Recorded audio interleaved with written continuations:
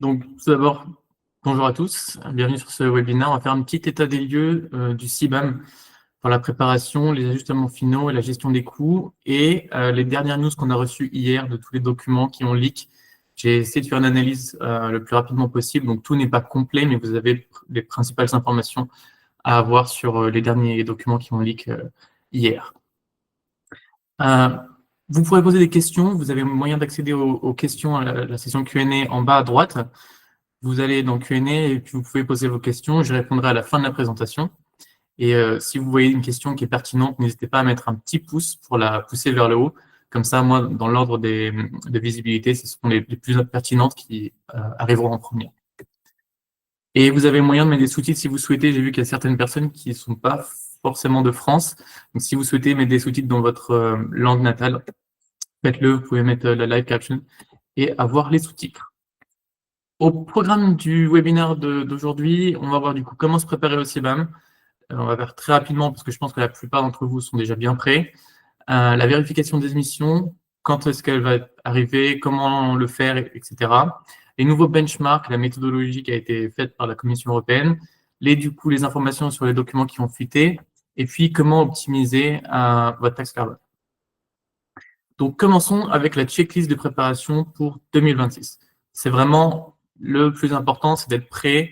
Il y a beaucoup d'incertitudes, mais ça, c'est 3 éléments qu'il faut que vous ayez déjà commencé.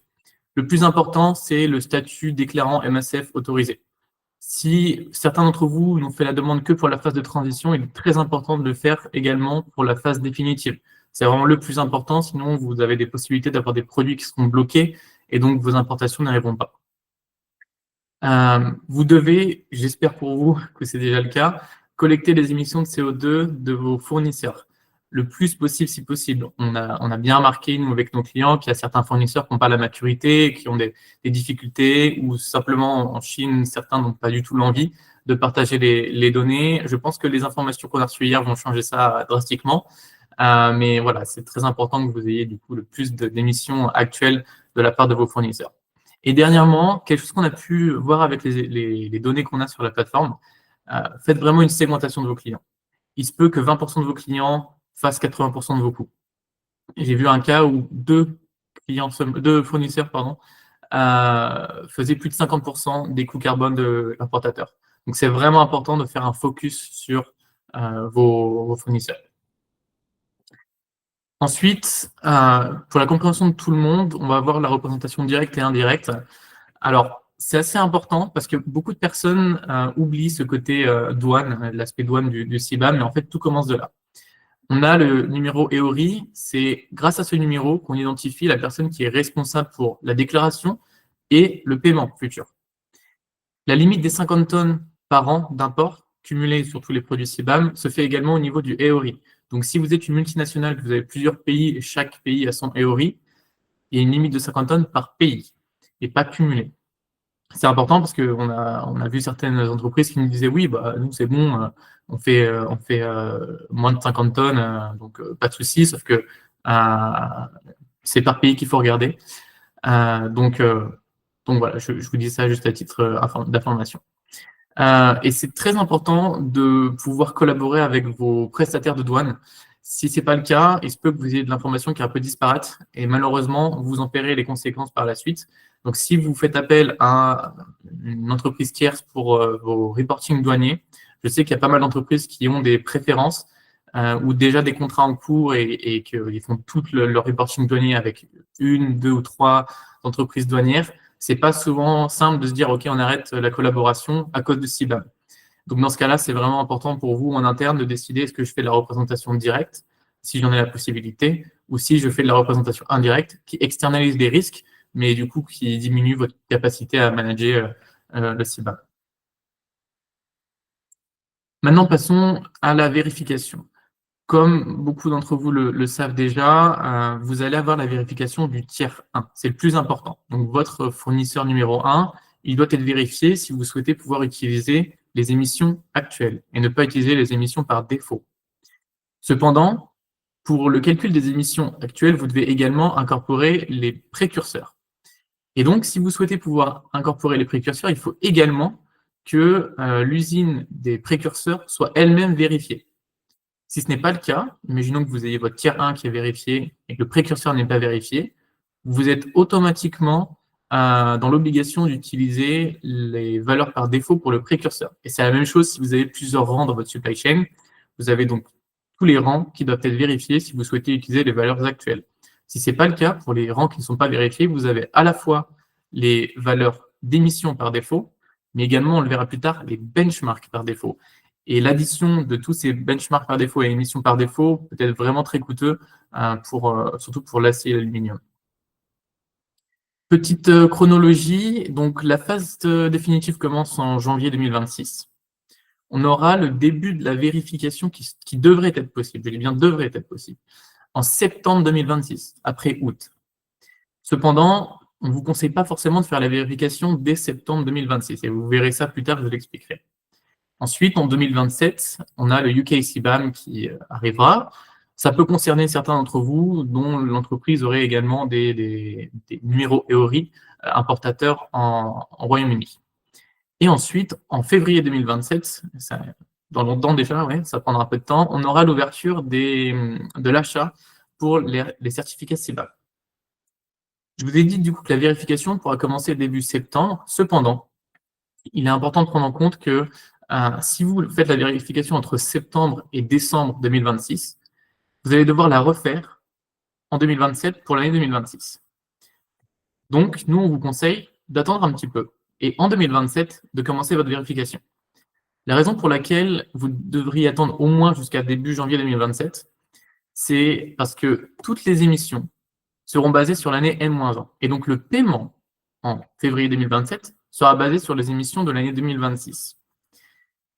Pour les émissions de l'année 2026, il n'y a pas eu de vérification 2025, donc exceptionnellement, pour l'année 2026, ce sera également les émissions de cette année-là à prendre en compte. Ce qui veut dire qu'en février 2027, vous faites votre vérification et vous pouvez avoir l'achat des certificats. Vous faites une vérification pour les 2 années. Et c'est seulement pour ces 2 années-là. Après, ce sera toujours une vérification sur une année entière à faire sur l'année N+1.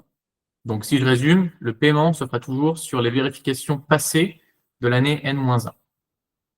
Ça apporte une petite problématique, c'est l'incertitude.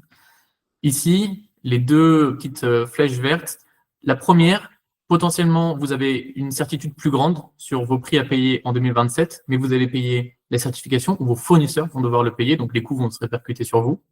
Si vous faites la vérification entre janvier 2027 et fin d'année 2027, normalement, vous n'aurez à faire qu'une seule vérification. Cependant, plus tard vous la faites, moins vous avez de certitude. Donc, c'est à vous de gérer avec vos fournisseurs, qui paie, quand. C'est assez complexe à gérer pour ceux qui ont plus de 20 fournisseurs. Ensuite, passons aux benchmarks, donc par défaut, ou les benchmarks cumulatifs. Cumulatif, en français avec un F, c'est mieux qu'en anglais avec un V. Je travaille beaucoup en anglais, donc je n'ai pas fait cette correction. Vous avez les produits simples. Les produits simples, on les voit simplement à la colonne A et colonne B qui sont identiques. Donc, c'est tous les produits en début de chaîne de valeur qui n'ont pas d'intrants ou de précurseurs, qui sont eux-mêmes des produits CBAM. Pour tous les autres produits CNCode, c'est les produits complexes qui, en gros, intègrent d'autres produits CBAM comme étant des précurseurs. Il y a une très grande différence au niveau des benchmarks pour les deux. Donc, c'est la même pour la colonne A et B pour les produits simples. Vous verrez plus tard, j'ai fait un exemple pour 3 secteurs, les engrais, l'acier et l'aluminium. Vous verrez du coup un exemple de ces benchmarks cumulés et la différence avec les benchmarks par défaut. On a maintenant une temporalité également au niveau des benchmarks. On va commencer avec des benchmarks pour 2026 et 2027. Et ensuite, on aura des benchmarks pour 2028 et 2030. Cependant, ce n'est pas pour tous les produits. Donc, il y a des produits qui n'intègrent pas du tout, comme par exemple le troisième produit là dans le tableau, qui n'intègre aucune temporalité. Vous avez des produits plus complexes qui intègrent également un type de production. Donc, cet exemple-là, c'est pour l'acier. Vous avez 3 types de production majeures. Ça change énormément le coût final. Si on part sur de l'acier recyclé, donc le scrap EAF, ça peut réduire vos coûts de plus de 30% facilement. Et vous avez également certains produits qui seront très complexes et qui intègrent à la fois un type de production plus une temporalité. Donc, quelque chose à prendre en compte pour vous. Maintenant, en fait, CBAM devient vraiment géopolitique et vous allez voir qu'il y a plus tard d'autres informations à considérer par pays. Également, vous voyez ici qu'il y a certains zéros. Alors, ce que ça signifie zéro, c'est simplement que dans la colonne A, on a les émissions par étape. Donc, un procédé de production peut avoir, selon la régulation CBAM, zéro émission ou alors des émissions tellement insignifiantes qu'elles ne sont pas considérées. Ou par exemple, si vous regardez les produits 3 et 4 de ce tableau-là, c'est seulement 0,5. Donc, c'est une étape de production à prendre en compte, et vous allez avoir un exemple plus tard de comment intégrer tout ça dans le calcul de vos benchmarks. Il y a un nouveau concept, je m'arrête là-dessus très rapidement, ça concerne seulement 2 secteurs, c'est les unités fonctionnelles. Par exemple, pour l'engrais, on va simplement considérer la teneur en azote du produit, et pour le ciment, c'est le pourcentage de clinker qui est utilisé. Pour certains engrais, il va falloir considérer d'autres molécules, principalement pour le NPK ou en fonction de la teneur de chaque molécule, vous allez du coup choisir un type de reporting différent, une unité fonctionnelle différente pour le reporting. Ça, c'est encore un document qui a leak. On attend d'avoir plus d'informations pour confirmer, mais il est également écrit dans ce document que normalement, vous ne payerez que du coup la quantité en azote de votre engrais. Donc, il se peut qu'il y ait une diminution par la suite du prix des engrais. Et pareil pour le ciment, même si ça se voit un peu moins pour le ciment. Beaucoup d'entre vous ont peut-être vu passer un fichier Excel, et peut-être que vous l'avez même utilisé en interne, avec des valeurs extrêmement élevées. J'ai fait une petite comparaison des valeurs par défaut de la phase de transition et les valeurs par défaut par catégorie de ce fichier Excel. Et il semblait faux, ce fichier, avec des valeurs extrêmement élevées pour l'acier et des fois extrêmement basses, par exemple pour les engrais. Il s'avère qu'en fait, c'est pire que ça. Les émissions qu'on a pu voir dans le document qu'on a reçu hier, qui a fuité, sont beaucoup plus élevées pour l'acier, l'aluminium et l'hydrogène. Il y a 2 chanceux, l'aluminium et les engrais. J'ai pas mis l'électricité parce que ça faisait pas partie de ce document. Et vous voyez qu'il y a une très forte augmentation en général des émissions. La comparaison ici, elle est faite en prenant les émissions moyennes par catégorie de produits. Donc, selon les produits, je prends l'exemple par exemple de l'acier et l'aluminium, vous avez les produits finis qui peuvent avoir des valeurs jusqu'à 6 tonnes, même plus, d'émissions, là où des produits intermédiaires sont à 4,5 ou 4 tonnes de CO2. Donc, c'est vraiment poussé vers le haut, cette analyse par les produits finis, mais en fonction de ce que vous importez, ça peut être moins qu'environ 80% d'augmentation d'émissions. Et ça va pour quasiment tous les secteurs. Mais pour vous donner une idée, attendez-vous à avoir des coûts très élevés si vous importez de l'acier. Et ça, c'est pas fini. Les émissions par défaut vont augmenter. On a un markup pour l'année 2026 de 10%. En 2027, ce sera 20% et en 2028, ce sera 30%. Seulement, les engrais ont 1% pour les 3 années consécutives. Donc ça, ce que ça veut dire, c'est qu'en gros, ce que vous payez déjà en 2026, qui sera très élevé, c'est rien comparé à ce que vous paierez en 2028. Une augmentation de 30% sur les valeurs par défaut qui sont elles-mêmes déjà augmentées, ça fait des coûts à plus de 400 € la tonne d'acier. Et pareil pour l'aluminium et des autres secteurs qui sont impactés. Je dis l'acier parce qu'on a pas mal de clients et puis la plupart des entreprises impactées par le CBAM importent des produits faits en acier. Maintenant, passons au calcul de vos coûts carbone. Et là, on va voir un petit peu comment optimiser toute cette taxe carbone avec des exemples concrets. Donc, la formule, c'est la suivante. Vous devez déjà calculer votre nombre de certificats. Pour calculer ce nombre de certificats, vous prenez les émissions actuelles incorporées de votre produit, donc soit les émissions par défaut, soit les émissions de vos fournisseurs qui seront vérifiées par la suite. Moins le CFA, donc c'est le benchmark CBAM, dont on a eu des nouvelles valeurs hier, multiplié par le facteur CBAM, qui lui est connu et qui est dégressif jusqu'en 2034, où il sera à 0. Donc vous avez une période de 9 ans où vous allez avoir une diminution de ce facteur CBAM, ce qui veut dire une diminution de la réduction du benchmark que vous pouvez mettre sur les émissions incorporées. Donc, Si on prend un petit peu de recul, je vous ai dit que vous avez les émissions par défaut qui, elles, vont augmenter, donc de 10% en 2026, 20% en 2027 et 30% en 2028. Et au même moment, vous allez avoir une diminution de la réduction du benchmark à cause du facteur CBAM qui, lui, est dégressif. Vraiment, dans 4-5 ans, les coûts peuvent dépasser facilement les 500 € par tonne si la partie bleue n'est pas prise en compte. Aujourd'hui, on n'a pas d'informations sur les prix carbone payés à l'étranger, c'est cette partie bleue. Donc malheureusement, pour aujourd'hui, on ne va pas regarder cette partie-là, mais sachez qu'à l'avenir, c'est principalement grâce à cette partie bleue de l'équation qui n'est pas utilisable aujourd'hui que vous allez avoir des réductions potentielles de vos coûts carbone. Et quand je dis potentiel, ça peut vraiment être extrêmement élevé en fonction des prix payés déjà dans les pays d'origine de vos produits. Et ensuite, vous multipliez ça par le volume d'importation que vous avez. Ça vous donne votre nombre de certificats et vous devez multiplier ce nombre de certificats par le prix du carbone européen, donc le prix de l'ETS, le EU Allowance. Donc en fait, c'est ces quotas carbone dont le prix fluctue chaque jour, qui est décidé par un système d'enchères. Et pour 2026, vous allez avoir un prix par trimestre. Donc prenons un exemple. Disons que trimestre 1, on est à 87 €. Que trimestre 2, on est à 90 €. Trimestre 3, on redescendrait aux alentours de 83. Et puis trimestre 4, 95. Je vais utiliser ces numéros-là, ces chiffres-là,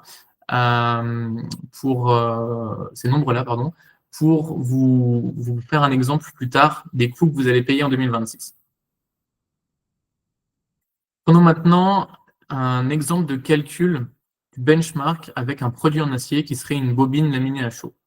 Donc vous voyez, si on reprend les données qu'on a reçues, on a la colonne A, les émissions du procédé de production, et la colonne B qui serait la somme par défaut des précurseurs plus ce procédé de production. Imaginons maintenant que notre fournisseur de rang 1 est vérifié, mais que malheureusement notre fournisseur de rang 2, donc le précurseur, lui n'est pas vérifié. Vous êtes dans l'obligation d'utiliser la valeur par défaut, la colonne B, et d'y additionner du coup les émissions de l'étape de production de votre bobine laminée à chaud. Vous voyez qu'il y a une légère augmentation, on passe de 1,370 à 1,408. Ça, c'est dans le cas où le premier tiers est vérifié, mais le second ne l'est pas. Partons maintenant dans un cas où votre second tiers est lui-même vérifié. À ce moment-là, vous avez le droit également d'utiliser les valeurs de la colonne A plus les précurseurs. Dans ce cas-là, le précurseur, donc le rang 3, n'est pas vérifié, donc vous utilisez les valeurs de la colonne B du précurseur de rang 3 fois la masse, ici 1,05, plus les valeurs de la colonne A du précurseur numéro 1, donc 0,188, ce qui vous fait une somme à 1,458. Et celui-ci, ce nombre-là, vous allez également l'additionner avec les émissions du procédé de production de votre bobine laminée à chaud. Et donc, ça vous fait un total de 1,502. Et vous voyez que du coup, plus on va loin dans la chaîne de valeur, plus notre benchmark augmente, ce qui est une excellente chose. Plus le benchmark est élevé, plus la réduction de vos émissions à payer sera forte. Prenons maintenant le cas idéal où toutes les étapes de la chaîne de production sont vérifiées. Le premier produit est un produit simple, donc peu importe, colonne A ou colonne B, on l'utilise. La masse est 1,6 en moyenne, ça peut changer en fonction des fournisseurs. On a du coup assommé du coup, avec les 1,089, etc. C'est le même procédé pour le précurseur de rang 1. Et au final, on a 1,520. Et donc, la différence entre le 1,370 et le 1,520 va se répercuter sur vos coûts carbone à payer. Et une petite différence comme celle-ci peut avoir de gros impacts par la suite. Sachant qu'en plus des benchmarks, ici c'est simplement l'exemple pour les benchmarks, vous avez également la possibilité d'utiliser les valeurs d'émissions actuelles si vous avez les étapes de production de votre chaîne de valeur qui sont vérifiées. Et ça permet de faire d'énormes économies en termes de coûts. On va voir ça tout de suite. Donc, prenons un exemple. Je suis un importateur européen. J'ai des bobines laminées à chaud que j'importe et j'en importe 8000 tonnes par an.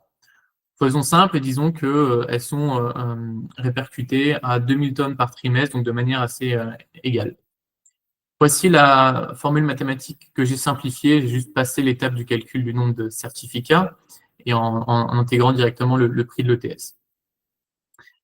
En prenant l'origine Chine, avec les valeurs que nous avons reçues hier, on est à 3,5 tonnes de CO2 par produit par défaut. Le benchmark par défaut est, lui, de 1,53. Le facteur CBAM, 87,5%, c'est connu. On multiplie du coup par 2000, et puis chaque trimestre, on multiplie par le prix du trimestre. Donc 87, 90, 83, 85. Encore une fois, ça c'est un exemple, mais c'est pour vous montrer que du coup, votre prix pour l'année 2026 sera d'1 617 € si vous importez 8000 tonnes par an, avec les valeurs qui sont utilisées dans cet exemple-là. Comparons maintenant avec un cas où vous avez les valeurs actuelles, 2,1, ce qui se rapproche beaucoup plus des valeurs par défaut de la phase de transition. Le benchmark qu'on a calculé précédemment, donc 1,724, je remultiplie une fois par 2000, fois mon prix par trimestre, et donc chaque trimestre, je calcule, et à la fin, je fais la somme. Et vous voyez du coup qu'on a une diminution énorme du prix carbone en utilisant les valeurs actuelles, à la fois pour les émissions de CO2 et pour le benchmark. Ça fait une diminution d'environ 72%. C'est vraiment important de considérer la vérification des usines de vos fournisseurs, et idéalement plusieurs rangs de fournisseurs pour vous permettre d'avoir cette réduction. Prenons maintenant un autre cas pour l'urée. L'urée, c'est beaucoup plus simple. L'urée, si du coup on a la valeur par défaut à 902, c'est la nouvelle valeur qui a été sortie hier. Si on a un précurseur qui est l'ammoniac, l'ammoniac est un produit qui est considéré comme simple. Donc vous voyez que la colonne A et la colonne B, ce sont les mêmes valeurs. Donc on utilise 57% d'ammoniac pour faire de l'urée, auquel on additionne avec les émissions de l'étape de production d'urée, qui sont de 0,053. Et ça nous fait 0,920. C'est une toute petite augmentation par rapport aux valeurs par défaut. Dans le cas de l'urée, il n'y a qu'un précurseur, mais pour des engrais plus complexes comme les NPK, on a des chiffres qui montent beaucoup plus que ça. En fait, plus la chaîne de valeur est complexe, plus le potentiel gain pour les benchmarks est élevé. Et dans le cas, du coup, où les émissions de l'ammoniac seraient vérifiées, ça ne change dans ce cas-là rien pour les benchmarks, étant donné que l'ammoniac est un produit simple. Ça changera seulement pour les émissions. Donc, regardons ça tout de suite. Prenons le cas, du coup, de l'urée. Pareil, même scénario. J'en importe 8000 tonnes par an. J'ai la même formule. Et cette fois-ci, mon origine, c'est l'Égypte. Donc, selon les documents qui ont leak hier, on a 1,404 d'émissions par défaut pour de l'urée. Il y a plusieurs types d'urée, donc regardez bien ce code NC. C'est la première urée qui apparaît dans la liste. Donc, je plug mon émission par défaut. Encore une fois, fois mes 2000 tonnes, fois mon prix du trimestre, qui me fait une somme à 372 430 € par an. Prenons maintenant les valeurs actuelles. On est à 1,3, donc la différence n'est pas énorme. Et pareil pour le benchmark, la différence n'est pas énorme. Mais malgré ça, si on fait le calcul, on obtient 297,561, ce qui est quand même une diminution de 21% de vos coûts carbone. Donc malgré que la différence d'émissions actuelles et par rapport aux émissions par défaut et du benchmark par défaut par rapport au benchmark actuel est assez faible, on a quand même une diminution de 21% des coûts carbone. Maintenant, dernier exemple avec l'aluminium, c'est la même chose. Donc, je ne vais pas expliquer tous les procédés, mais l'aluminium, pareil, le primaire, c'est un produit qui est considéré comme simple. Donc, les benchmarks A et B sont les mêmes, ce qui fait du coup les mêmes émissions, les mêmes benchmarks pour les deux cas où vous auriez les émissions vérifiées ou non.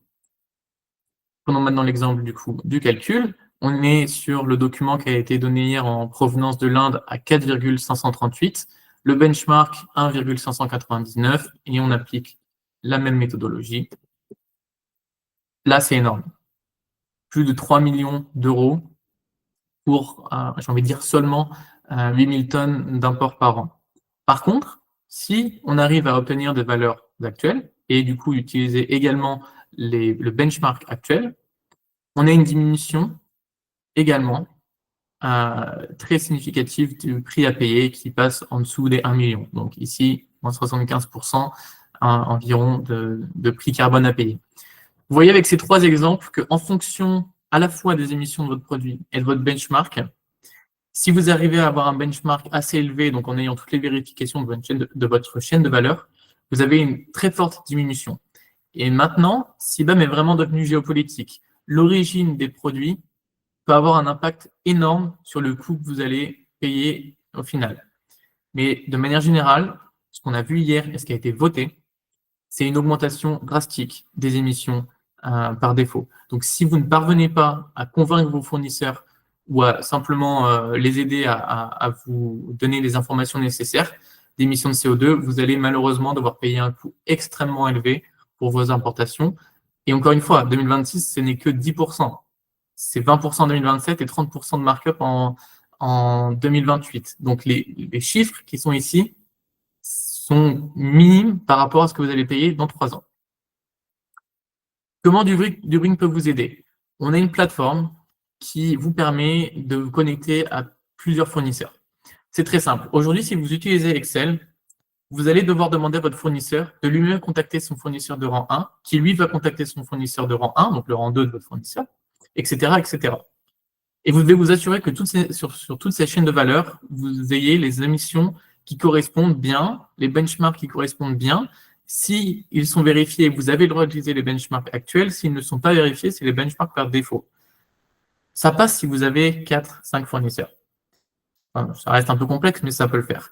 Si vous avez plus d'une vingtaine, même plus d'une dizaine de fournisseurs, ça peut devenir très complexe. Sachant que dans le cas où, dans la liste qui est sortie hier, il y a certains pays où on n'a pas la valeur d'émission pour un produit, pour un CN code qui correspondrait.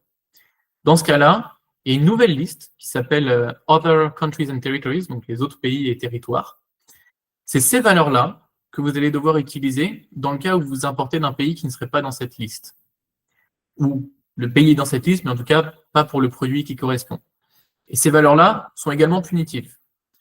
Une autre chose, c'est que si vous n'avez pas l'origine des précurseurs, vous devez utiliser la valeur la plus élevée de tous les pays du monde. Donc, si votre fournisseur n'est pas capable de vous dire d'où viennent ces précurseurs, dans le cas où, par exemple, il achèterait un trader qui lui-même aurait plusieurs fournisseurs, vous avez un très gros problème. L'avantage de Dubrink, c'est que chaque entité de votre supply chain a son compte personnel.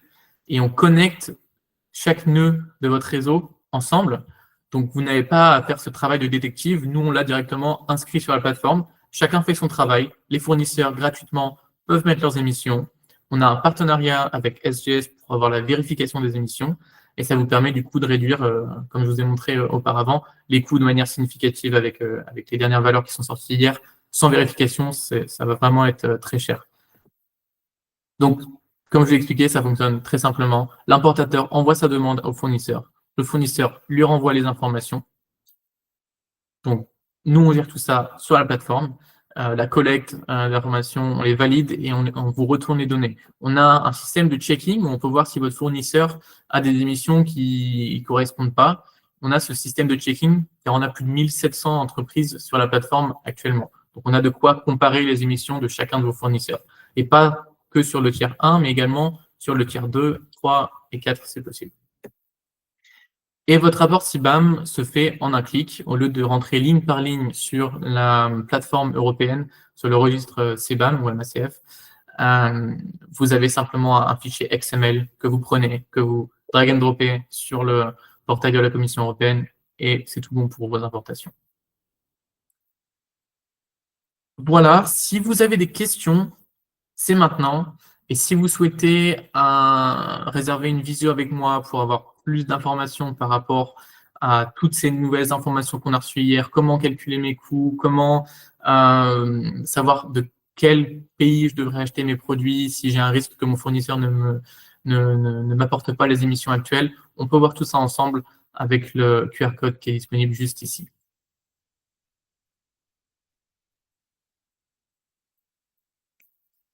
Maintenant, je vais prendre le temps de regarder vos questions.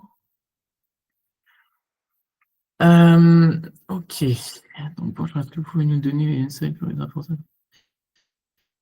Bon, la première question à propos des insights pour les importateurs, je pense y avoir répondu. Je ne sais pas vraiment ce que vous voulez savoir à propos des insights, parce qu'on a beaucoup d'informations qui sont sorties hier. Donc, si vous pouvez juste proposer une question un peu plus précise, que je sache exactement ce que vous souhaitez, je pourrais y répondre. Avec le développement d'un système d'échange de quotas au Brésil. Oui, alors, pour l'instant, on n'a pas encore de benchmark montrant les prix carbone payés au Brésil, en Chine et autres. La Chine a annoncé qu'elle allait étendre son système ETS à l'acier, l'aluminium et le ciment. Donc, il se peut que dans quelques années, on ait une extension avec des prix payés dans les pays d'origine par défaut. Ça ferait sens avec toutes les émissions par défaut qu'on a actuellement. À ce jour, on n'a pas plus d'informations, donc je ne peux malheureusement pas répondre davantage à cette question, mais dans le futur, on va pouvoir considérer ces émissions ces prix carbone qui ont été payés dans les pays d'origine. C'est la partie bleue de l'équation, mais aujourd'hui, malheureusement, pas plus d'informations que ça. Oui, le prix sera calculé chaque trimestre. À la fin du trimestre, vous aurez du coup le prix qui sera une moyenne des prix de chaque jour, donc de chaque enchère, multiplié par le volume de l'enchère. Donc, faire une simple prédiction de prix, c'est bien, mais il faut également essayer de prédire un petit peu le volume par enchère. On travaille là-dessus un petit peu. C'est assez complexe parce que les enchères sont vraiment simple ou double en termes de volume d'un jour au lendemain. Mais donc, ce sera une moyenne par trimestre. Pour les déclarants de douane indirecte, les preuves de vérification que vous allez devoir fournir sont les preuves d'entreprises qui seront accréditées. Aujourd'hui, on n'a pas encore la liste des entreprises qui vont être accréditées pour faire la vérification des usines, mais pensez à des entreprises européennes qui font déjà de l'accréditation comme Bureau Veritas, SGS, TÜV Sud et autres. Ces entreprises-là vont aller dans l'usine, faire une vérification et avoir un certificat de vérification qui sera disponible. Donc, le fournisseur, dans votre cas, Flying Logistics, le fournisseur de votre client devra vous envoyer ce certificat. Je prends l'opportunité d'évoquer quelque chose. Nous, on a des partenariats avec des entreprises douanières où on a deux types de collaboration. Soit une commission sur les clients que vous nous envoyez, pour les clients qui souhaitent faire de la représentation directe. Dans le cas de représentation indirecte, on peut vous fournir la plateforme pour que vous gériez tous vos clients. Si ça vous intéresse, n'hésitez pas à réserver une réunion pour qu'on en discute ensemble. Mais donc, ces documents-là, normalement, vont être envoyés de l'entreprise vérificatrice vers le fournisseur de votre client. Et le fournisseur de votre client va vous l'envoyer ou l'envoyer à votre client qui vous l'enverra. Ça fait pas mal d'échanges de mails. C'est encore une fois l'un des intérêts d'avoir du Brink pour simplifier tout ça. Je précise également qu'en vue des coûts extrêmement élevés que vous avez pu voir dans ces exemples-là, le hedging va devenir extrêmement important. La capacité à payer aujourd'hui vos certificats carbone pour l'année 2027 et 2028, quand on voit l'augmentation des markups de 20 à 30%, ça devient extrêmement important. On a des partenaires qui font du hedging, donc on leur apporte l'information, tout est calculé sur notre plateforme, et ensuite, eux sont spécialisés depuis déjà plus de 15 ou 20 ans sur le marché européen d'échange de quotas carbone. Donc, ils ont de quoi vous aider pour faire du hedging sur vos prix carbone des certificats CBAM. Donc, si vous souhaitez réduire cela et que vous savez que vous importez énormément de tonnes en 2026 et les années suivantes, n'hésitez pas également à réserver une réunion et on échangera à ce sujet-là.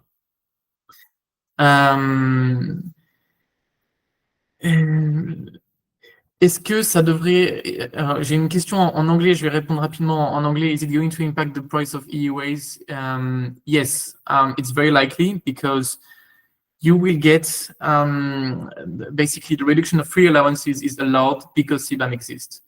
So this reduction in free allowances would drive up the demand, and as we have a reduction every year of the supply, increased demand and lower supply means higher cost. So it's very likely that the cost increases. However, you never know. We may have some external events that are bringing the cost down. This I don't know. Je sais pas pourquoi il y avait une question en anglais. J'espère que personne n'a pu suivre en français. Alors, il n'est pas possible d'utiliser des valeurs réelles car les règles de vérification ne sont pas définies. Alors, ce que j'ai expliqué, c'est que du coup, elles ne sont pas définies encore, mais qu'à partir de septembre, en fait, après août 2026, la vérification pourra commencer. D'ici là, elles seront fournies, les règles, et on aura également la liste des entreprises qui pourront faire la vérification.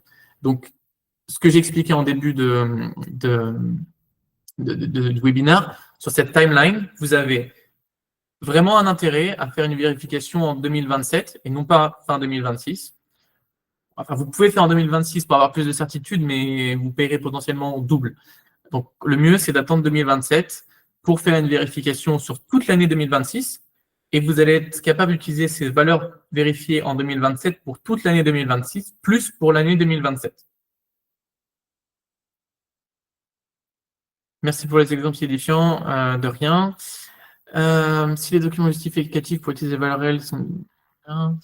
Alors, si les documents sont rejetés, je pense que vous voulez dire au niveau de la vérification, malheureusement, c'est valeur par défaut. Si la vérification n'est pas passée, valeur par défaut. Il n'y a pas d'autre manière de changer ça.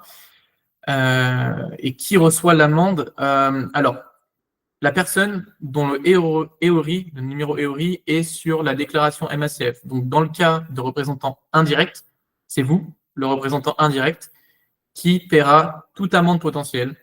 C'est votre responsabilité. Ce que j'ai mis dans la slide au début, la responsabilité se fait au niveau du numéro EORI, qui, dans le cas d'une représentation indirecte, est celui de l'entreprise qui fait la représentation indirecte. Maintenant, vous allez aussi devoir faire un acompte au début pour pouvoir payer les certificats. Évidemment, ça vous le demandez à votre client.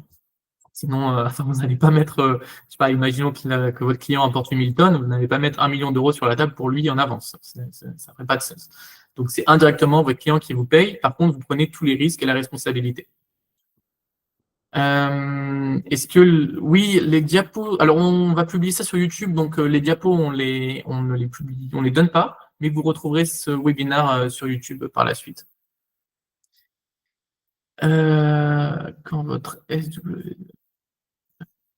je suppose que c'est software, sera-t-il conforme aux nouvelles règles de calcul? On travaille dessus. Alors, étant donné qu'on a reçu ça hier, je vous dis qu'on ne va pas faire ça fin de semaine, mais pour début 2026, je pense que dans une semaine, tout sera bon avec les nouvelles phases de calcul. Sachant qu'il y a un vote le 16 décembre normalement, donc après le 16, dès qu'on a confirmation de l'officialité des données, on va mettre ça sur la plateforme le plus rapidement possible. J'ai posé la question sur les importateurs et non pas importateurs. Ah, pardon, exportateurs et non pas importateurs. Non, les exportateurs n'ont pas de responsabilité. La seule chose qu'ils ont à faire s'ils veulent rester compétitifs, c'est de fournir les émissions à leurs clients européens. L'avantage, c'est qu'ils n'ont à mesurer leurs émissions qu'une seule fois pour tous leurs clients européens. Et une fois que vous avez la vérification sur une usine, vous pouvez, pour tous les clients européens qui importeraient de cette usine-là, utiliser les valeurs qui ont été vérifiées. Donc, les points à considérer pour un exportateur, c'est calculez bien vos émissions, faites-le vraiment de manière précise, parce que si vous ne passez pas la vérification, tous vos clients vont payer énormément d'argent.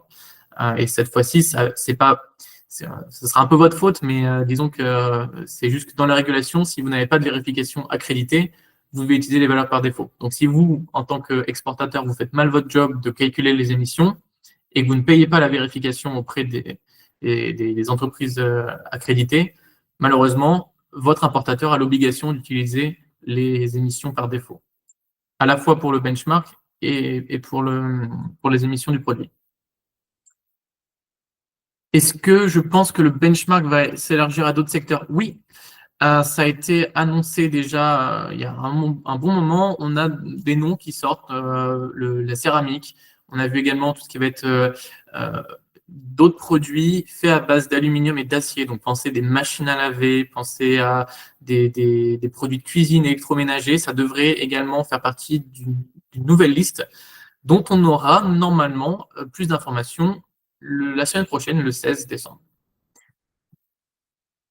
Prévoyez-vous une exemption pour l'électricité? Alors non, j'ai juste pas mis l'électricité dans cet exemple parce qu'on n'a pas reçu d'update par rapport à l'électricité hier. L'électricité, vous faites comme avant, vous prenez votre code CN, vous appliquez vous appliquez le facteur d'émission du pays et c'est bon, vous avez vos émissions. C'est tout ce qu'il y a à faire. Est-ce que ça pénalise les petits producteurs d'énergie renouvelable au Balkan? Ça dépend des émissions. Effectivement, là-bas, on a, par exemple, moi je suis français, en France on a du nucléaire. Nos émissions au nucléaire sont beaucoup plus basses que les émissions d'Allemagne ou d'autres pays. Donc effectivement, ça pénalise les gros pollueurs, pour faire simple. Est-ce qu'une société commerciale doit calculer l'empreinte carbone pour délivrer les informations à leurs clients? Si vous êtes un trader, donc si vous achetez de la matière première et que vous la revendez, vous êtes le tiers 1 de votre importateur, de votre client du coup européen. Vous avez la responsabilité de lui fournir les informations. Donc dans votre cas, vous devez demander à vos fournisseurs à vous leurs émissions et partager ça à votre client européen. Encore une fois, ce type de supply chain est assez commun et tout à fait disponible sur la plateforme du Brink. Maintenant, tout faire avec Excel, je pense que ça va devenir vraiment très complexe. Oui, mais du coup, si c'est seulement en 2027 pour la vérification, comment peut-on prévoir quelle valeur utiliser? Eh bien, malheureusement, on ne peut pas. En fait, c'est un peu plus complexe que ça. C'est pas qu'on ne peut pas, c'est comme je vous expliquais que la vérification serait bien, il serait bien de le faire en 2027. Vous pouvez toujours la faire en 2026, à partir de septembre 2026. Maintenant, si vous le faites en septembre 2026, pour 2027, vous êtes obligé de refaire une deuxième vérification. Donc, attendez en 2027, ça peut faire plus de sens. Jusqu'alors, vous êtes potentiellement dans l'obligation de faire un choix stratégique en fonction de chaque fournisseur. Est-ce que vous pensez que leurs émissions sont réalistiques? Et est-ce que ils ont prévu de faire la vérification ou est-ce que vous allez les payer pour faire la vérification? En tant que prestataire de service, vous, si vous faites de la représentation indirecte, malheureusement, c'est pas votre décision. Donc, il faut communiquer avec votre client, savoir ce que votre client a prévu, et c'est comme ça que vous allez pouvoir faire votre prédiction en termes de prix, mais je conseillerais d'utiliser les valeurs par défaut. Ça vous donne la marge haute. Si c'est moins cher, pas tant mieux.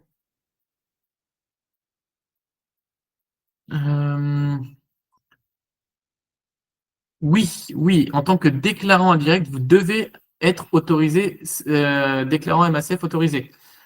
Si vous ne l'avez pas, malheureusement, vous ne pourrez pas faire votre service d'importateur indirect sans ce certificat-là. Donc, c'est très important. Encore une fois, si vous avez besoin d'aide, on est dispo. Vous avez le QR code, vous faites une petite réunion et on vous aide à devenir autorisé, déclarant MACF autorisé. C'est très important parce que si vous ne l'avez pas, c'est votre numéro EORI qui ne sera pas compatible, étant donné que c'est celui-là que vous utilisez pour les représentations indirectes, ça ne passera pas. Est-ce que ça veut dire qu'à un moment donné, les exportateurs seront obligés de faire vérifier leurs émissions auprès de vérificateurs certifiés par l'UE? Oui, c'est exactement ça. C'est les entreprises européennes qui seront accréditées avec des bureaux en Chine, en Inde et autres pays qui vont avoir des employés qui vont aller faire la vérification. Ça doit être une entreprise européenne.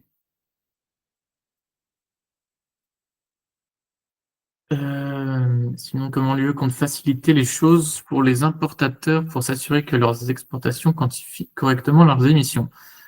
Eh bien, elle ne le fait pas. La seule manière de s'assurer que les importations quantifient correctement les émissions, c'est de les avoir vérifiées. L'UE part du principe que si elles ne sont pas vérifiées, potentiellement, vous mentez. Et donc, on prend le cas où vous mentez. Il vaut mieux mettre des valeurs par défaut qui sont punitives pour s'assurer que les gens aient une vérification et qu'ils ne mentent pas ou qu'ils ne trafiquent pas les chiffres. Et donc, malheureusement, il n'y a pas. La seule manière de s'assurer que les émissions sont correctes, c'est en ayant calculé ces émissions-là avec la méthode de calcul du CBAM et d'avoir fait une vérification. C'est la seule manière, sinon, c'est valeur par défaut. On arrive à la fin des questions. Si vous avez d'autres questions par rapport aux documents qui sont sortis hier, comment bien se préparer, comment faire la gestion indirecte, si vous êtes une entreprise logistique ou représentant douanier, n'hésitez pas à entrer en contact. On est vraiment là pour vous aider. Ça fait plus d'1 an qu'on travaille là-dessus. On a plus de 1700 entreprises sur la plateforme.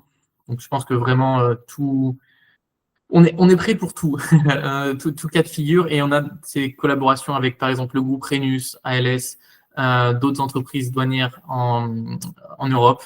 Donc, on est prêt pour tout cas de figure de votre supply chain CBAM. Voilà, je vois plus de questions. Ah, c'est une dernière question qui vient de pop. Est-ce que le vérificateur certifié sera désigné pour chaque pays ou chaque secteur du pays exportateur?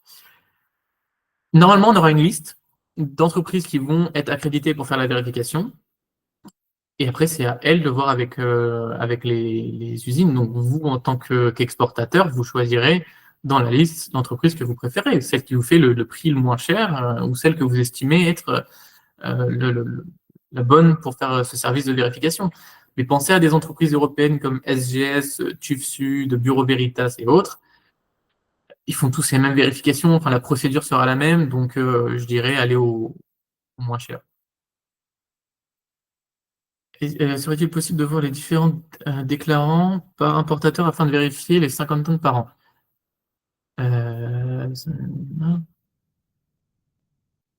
J'ai pas très bien compris la question. De voir les différents déclarants. Le déclarant, c'est le numéro EORI. Si vous faites de la représentation indirecte et que tout est sur le même EORI, alors c'est sur ce EORI-là que les 50 tonnes sont basées.